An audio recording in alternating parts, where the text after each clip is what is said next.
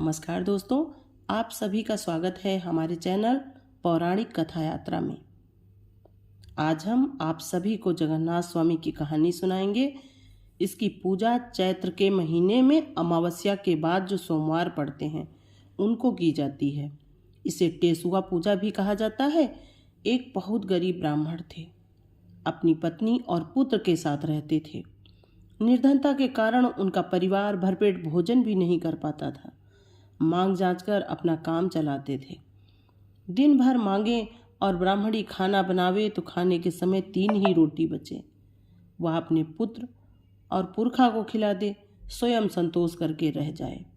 किसी तरह पुत्र का विवाह हुआ, बहू घर आई। उसके सामने भी यही हाल चलता रहा। गरीबी का यह रूप देखकर बहू बहुत दुखी हुई। उसने अपनी सास से कहा, अम्मा, जगन्नाथ स्वामी की पूजा नहीं होत है का? उनके नाम की मटकी नहीं भरी जात है? इस पर सास ने कहा, बहुरिया, घर में न जाने कौन सनीचर वास है। रोटी बनावो तो तीनिए रह जाए, बरकत नहीं होत है, पूजा कौन करे?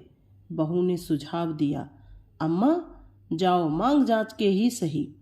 जगन्नाथ स्वामी का नाम लेकर उनकी पूजा घर में करो और पिताजी से कहो कि जगन्नाथ स्वामी की यात्रा कराएं। बहू के ऐसा कहने पर सास ने पूजा की विधि पूछी।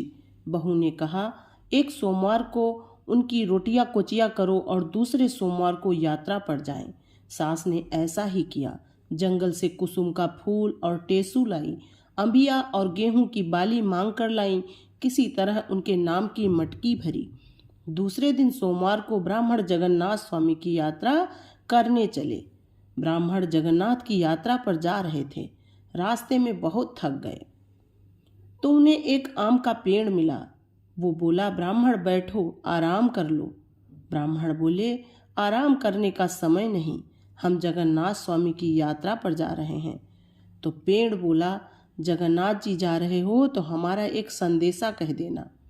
बौर आता है, फल लगते हैं, खाने के समय कीड़े पड़ जाते हैं। ब्राह्मण ने कहा, ठीक है, कह देंगे। आगे चले तो एक हाथी पेड़ से बंधा हुआ था और उसकी जंजीर नहीं छूट रही थी। उसने ब्राह्मण से कहा, बैठो पंडित जी, आराम कर लो, बहुत थक गए हो। ब्राह्मण बोले, बैठने का समय नहीं है, हम जगन्नाथ जी जा रहे हैं। हाथी बोला, जगन्नाथ जी जा रहे हो तो भगवान से हमारा भी एक संदेशा कह देना, ये जंजीर हमारे पैर से नहीं छूट रही।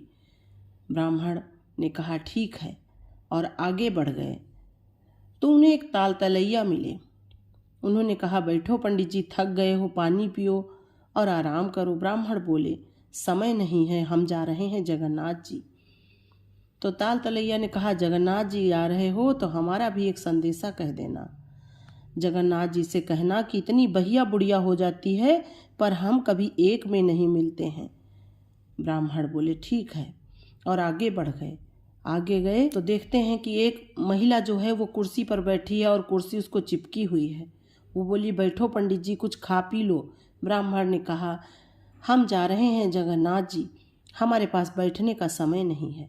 महिला ने कहा कि हमारा संदेश भी जगन्नाथ जी से कह देना, ये कुर्सी हमें चिपकी है, हमें छोड़ नहीं रही है। ब्राह्मण ने कहा, ठीक है, कह देंगे, और आगे बढ़ गए।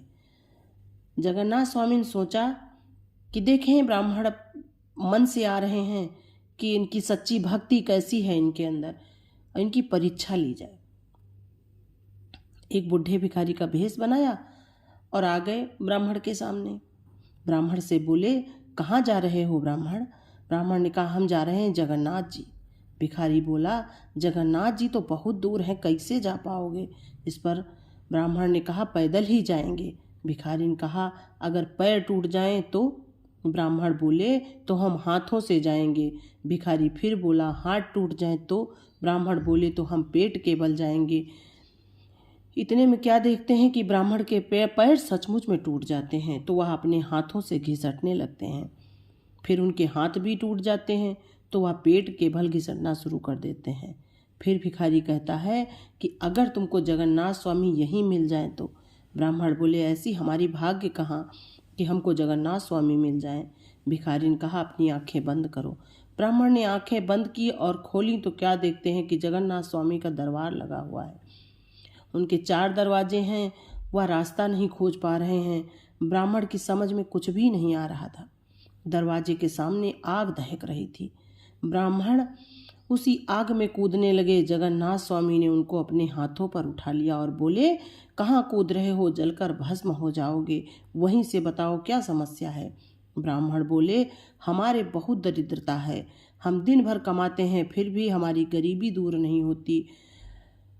हम बहुत ही दुखी और दरिद्र दीनहीन ब्राह्मण हैं। जगन्नाथ स्वामी बोले, ठीक है। उनके 5 बेत मारे और चावल प्रसाद में दे दिए। कहा, इन्हें ले जाओ और अपने घर के खाने में छिड़क देना, जिससे कि अनाज में बरकत होगी और तुम्हारे घर की सारी दरिद्रता दूर हो जाएगी। ब्राह्मण वहाँ से घर के लिए चल दिए। थोड़ी दूर ही पहुँचे थे कि उन्हें सुनाई पड़ना बंद हो गया, तो वह फिर वापस आ गए और कहा, ये क्या हो गया, अब तो मुझे कुछ सुनाई ही नहीं पड़ता।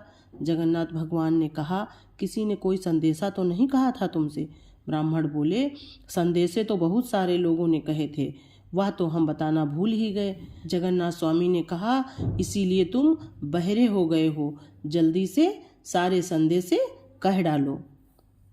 ब्राह्मण बोले, एक आम का पेड़ मिला था, उसने कहा था बौर आता है, फल आता है और खाने के समय फल में कीड़े पड़ जाते हैं। तो जगन्नाथ स्वामी ने कहा, वो पेड़ जो है पिछले जन्म में बढ़िया बढ़िया फल खुद खाते थे और कटे पटे घुने सड़े फल जो है दान करते थे, इसीलिए उनके फलों में कीड़े पड़ जाते हैं। उनके 5 बेंत मारना, पट छुआ देना, अच्छा छिड़क देना, पाप मुक्त हो जाएंगे। ब्राह्मण बोले, दूसरा संदेशा हाथी का है, जो रस्सी से बंधा हुआ है पेड़ से, उसके पैर से रस्सी नहीं छूट रही है, जंजीर नहीं छूट रही है। जगन्नाथ स्वामी ने कहा, वह हाथी पिछले जन्म में नौवा था, सबके बाल काटता था और बाल फेंकने नहीं जाता था, इसीलिए वह बाल में बांधे हुए झूल रहा है। उसके भी 5 बेंत मारना, पट छुआना, अच्छा छिड़क देना, पाप मुक्त हो जाएगा। ब्राह्मण बोले, एक औरत मिली थी, उसकी कुर्सी चिपकी हुई थी, छूट ही नहीं रही थी। जगन्नाथ स्वामी ने कहा, वह बड़े लोगों का सम्मान नहीं करती थी, उनके आने पर भी ऊंचे आसन पर बैठी रहती थी, इसीलिए कुर्सी उससे चिपक गई है। उसके भी 5 बेंत मारना, पट छुआना, अच्छा छिड़क देना, पाप मुक्त हो जाएगी। ब्राह्मण देव बोले, एक ताल तलैया मिले थे, वह कह रहे थे कि इतनी बहिया बुढ़िया हो जाती है पर हम कभी एक में नहीं मिलते हैं। जगन्नाथ स्वामी ने कहा, वो पिछले जन्म में देवरानी जेठानी थी, वो उनकी लड़की को पुण्य कर देती थी, वो उनकी लड़की को पुण्य कर देती थी, इसीलिए घर का सारा पाप घर में ही रह गया, इसीलिए वह एक में नहीं मिलती हैं। उनके भी 5 बेंत मारना, पट छुआ देना, अच्छा छिड़क देना, वो भी पाप मुक्त हो जाएंगी। ब्राह्मण वहाँ से चल दिए। रास्ते में जो कोई भी उनको मिलता उससे कहते, हमारे घर में जगन्नाथ स्वामी का भंडारा है, सब लोगों का आमंत्रण है, आप सभी लोग हमारे घर आना। रास्ते में उनकी दोनों बेटियों के घर भी पड़ते थे। पंडित जी ने सोचा कि बेटियों के घर भी निमंत्रण देते हुए ही चले, तो सबसे पहले बड़ी बेटी के घर पर पहुँचे। बाहर नाती खेल रहा था उनका, दौड़ता हुआ अपनी माँ के पास गया और बोला, अम्मा नाना आए हैं। बोली, कैसे आए हैं? बोले, बहुत फटे पुराने कपड़े पहने हैं, पैरों में बेवाइयाँ फटी हैं, चप्पल भी नहीं पहनी है, ऐसे ही नंगे पाँव आए हैं। बेटी बोली, वहीं बाहर बैठा दो। बहुत देर के बाद बेटी आती है तो कहती है, कैसे आए पिताजी? तो ब्राह्मण बोले, बेटी भोज कर रहे हैं, जगन्नाथ स्वामी का भंडारा है, सब लोग आना। बोली, ठीक है, हाँ आएंगे। ब्राह्मण बोले, बिटिया आज हमारा व्रत है, अगर तुम कहानी सुन लेती तो हम भी कुछ खा पी लेते। बेटी ने कहा, हमें कहानी सुनने का बिल्कुल भी समय नहीं है, अपनी कहानी किसी और को सुनाना, और अब आप यहाँ से जाइए। ब्राह्मण वहाँ से अपनी छोटी बेटी के घर जाते हैं। रास्ते में उन्हें गेहूं का एक खेत पड़ता है, वह किसान से एक बाली मांगते हैं और वह ले जाकर अपनी छोटी बेटी के घर पहुँचते हैं। छोटी बेटी बहुत गरीब होती है, वह दूसरों के घर में काम करके अपने बाल बच्चों को पाल रही है। उसके भी बच्चे बाहर ही खेल रहे थे। दौड़कर अपनी माँ के पास गए और बोले, अम्मा चलो नाना आए हैं। बेटी दौड़ी दौड़ी अपने पिता के पास आती है और गले लगकर पूछती है, कैसे हैं पिताजी? इस पर ब्राह्मण कहते हैं, बेटी हम जगन्नाथ जी गए थे, अब घर जा रहे हैं, घर में भंडारा है जगन्नाथ स्वामी का, तुम सबको निमंत्रण देने आया था, सब लोग भंडारे में आना। बेटी ने कहा, हाँ जरूर आएंगे। पिताजी फिर बोले, बेटी आज हमारा व्रत है, अगर तुम कहानी सुन लेती तो हम भी कुछ खा पी लेते। बेटी बेचारी बहुत गरीब थी, उसके पास दूसरी साड़ी तक नहीं थी कि वह नहा ले, और वह अपने पिता से कुछ कह भी नहीं पा रही थी। ब्राह्मण ने कहा, बेटी जाओ, बक्से से दूसरी साड़ी निकाल के पहन लो और नहाकर जल्दी से आ जाओ और हमारी जगन्नाथ स्वामी की कहानी सुन लो। बेटी अंदर जाती है तो देखती है कि सचमुच साड़ी रखी हुई है। उसने नहा के साड़ी पहनी और अपने पिता से जगन्नाथ स्वामी की कहानी सुनी। ब्राह्मण बोले, थोड़ा सा आटा अगर मिल जाता तो हम बाटी बना लेते और प्रसाद ग्रहण कर लेते। बेटी दौड़ी दौड़ी बेचारी साहूकार के पास जाती है। साहूकार उसे देखते ही बोलता है, आज उधार नहीं दूंगा। वह दौड़ी दौड़ी बेचारी साहूकार के पास गई और बोली, हमें सवैया भर आटा उधार दे दो। साहूकार ने कहा, बिल्कुल नहीं देंगे, तुमने जो पहले उधार लिया था वह पहले चुकता करो, उसके बाद आटा देंगे। उसने कहा, भैया हमारे पिताजी बहुत भूखे हैं, हमारा बेटा तब तक तुम अपने यहाँ बैठा लो, जब हम तुम्हारे पैसे दे देंगे तब हमारा बेटा छोड़ देना। साहूकार ने उसका बेटा अपने यहाँ बैठाकर उसे सवैया भर आटा दे दिया।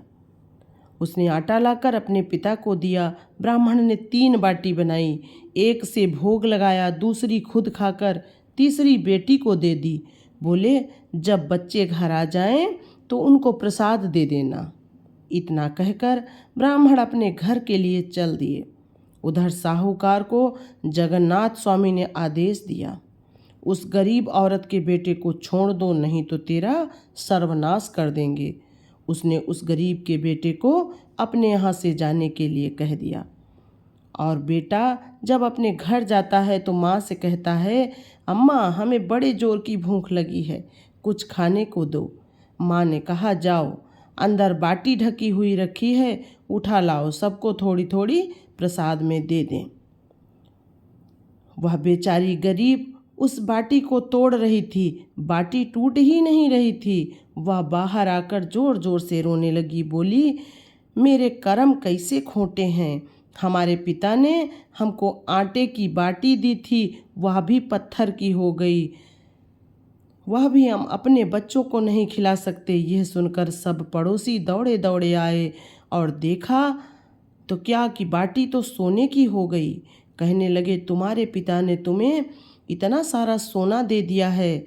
उस गरीब ने उस बाटी को ले जाकर सुनार के यहाँ बेच दिया, जिससे उसको बहुत सारा धन मिला और उससे उसने अपने बच्चों को खाने पीने का सामान और कपड़े खरीदे और साहूकार का उधार भी चुकता कर दिया।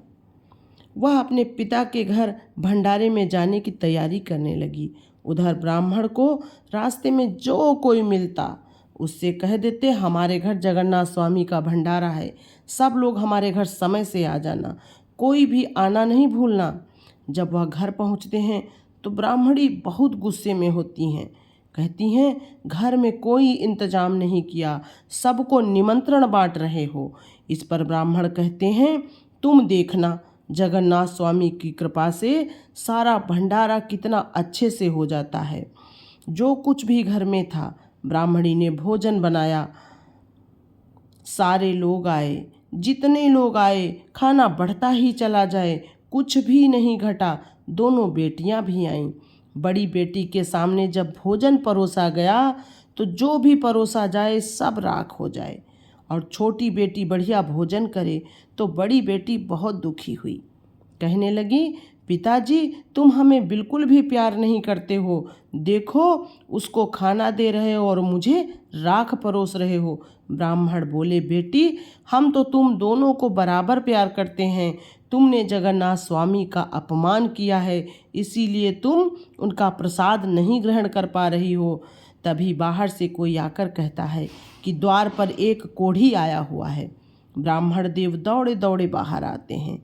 वह दौड़ कर कोढ़ी को गोद में उठा लेते हैं। कोढ़ी कहता है, मुझे मत छुओ, मेरे कोढ़ जो है बह रहा है, मुझे मक्खियाँ लग रही हैं, मुझसे दूर रहो, मुझे बहुत ज़ोर की भूख लगी है, कुछ खाने को दे दो। ब्राह्मण उन्हें पहचान जाते हैं, कहते हैं तुम मेरे जगन्नाथ स्वामी हो, और कोढ़ी को अंदर लाते हैं, चौकी बिछाते हैं, आसन लगाते हैं, कोढ़ी को स्नान करवाते हैं और उसे चौकी पर बैठाकर उनकी पूजा करते हैं, उनका भोग लगाते हैं। तब तक बड़ी बेटी भी आकर जगन्नाथ स्वामी के चरणों में गिर जाती है और कहती है, स्वामी हमारी भूल को क्षमा करो। जगन्नाथ स्वामी उनकी बड़ी बेटी को भी अपराध क्षमा कर देते हैं। जैसे उनके दिन बहुरे वैसे सबके बहुरे। सर्वे भवन्तु सुखिना सर्वे सन्तु निरामयाः। बोलिए जगन्नाथ भगवान की जय हो। जैसे जगन्नाथ भगवान ने उनके भंडार भरे वैसे सबके भरें। ये जगन्नाथ स्वामी की जो कथा ये श्रवण करता है उसके घर की सारी दरिद्रता दूर होती है। और दोस्तों, अगर आपको ये कहानी अच्छी लगी तो हमारे वीडियो को लाइक करें, सब्सक्राइब करें, वीडियो पर कमेंट करें और अपने फ्रेंड के साथ शेयर भी करें। धन्यवाद।